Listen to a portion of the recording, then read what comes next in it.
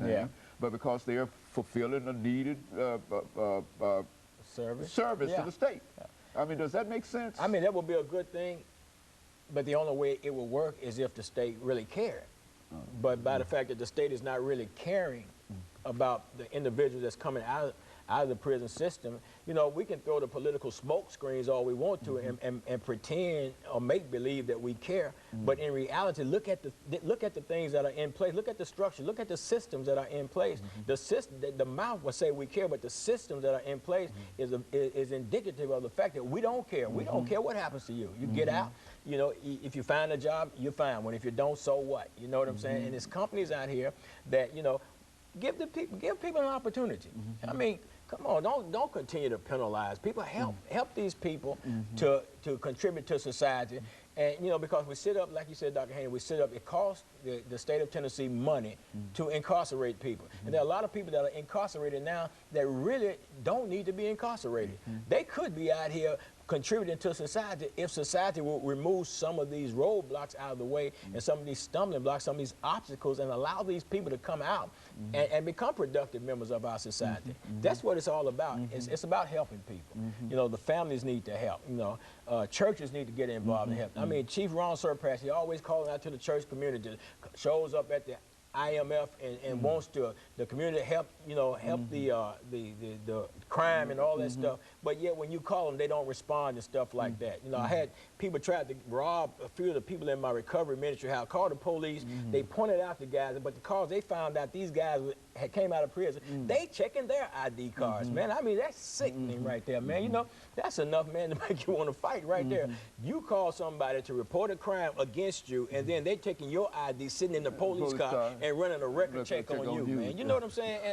And if the police department, they don't like it, I got to report the officer's name that did it. So, you know, the thing is, Dr. Haney, people need to be afforded an opportunity to make that adjustment back into society. And if you're not gonna allow me to make that adjustment back into society, then don't stand up on the bandwagon and start criticizing and condemning me when I fail at a system that you sit in place that's designed to make me fail. Help me. I'm coming home. I'm coming out of this prison system, and I need some help. I need the churches to step up. I need civic organization to step up. I need folks to step up, private citizens. I need them to step up and to help these individuals. You know, I mean, people need, I mean, like I said, ID, they need clothes. I mean, people are getting out with nothing. Absolutely. Been there 10, 12 years and then get out. The only thing they've got is a certificate saying that they've been there. That's it. And on a bus ticket. And once they see the parole off, they don't even have the certificate no more because they turn that in. He takes that from them, and so there they are out after 15, 10, 5, 2, or whatever, even to go there for 10 months, 5 months.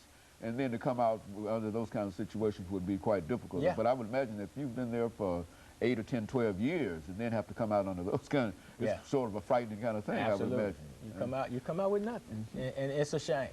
It's just a shame, and society needs to understand that it's more to the individual because, like I said, Dr. Haney, all the time, we follow the individual from the crime scene through the court system all the way through the doors of the penitentiary, and then we forget about them, not realizing that one day they're coming home, and they could be your neighbor. So how do you want that individual to return back into society? Help the individual, and you can help a family and a whole lot of other situations. And I guess, Pastor Walker, the only thing we can say is that perhaps people just don't care. But the thing about it, I think that people do care. Yeah, and I think people need to be informed. And I think what you've done here, you've made us aware. We've become very, very conscious in terms of the kind of situations. And I think that we have to have that in order to be able to make any kind of move whatsoever. But I think that if people understand that we're dealing with our own family, because these individuals, I mean, if you were to take a survey, you would find that quite a number of us have individuals who are incarcerated. Absolutely. So these are our people. And of course, let me thank you, and let us encourage our audience to tune in again next week for another informative edition of Comments. Thank you, and good morning.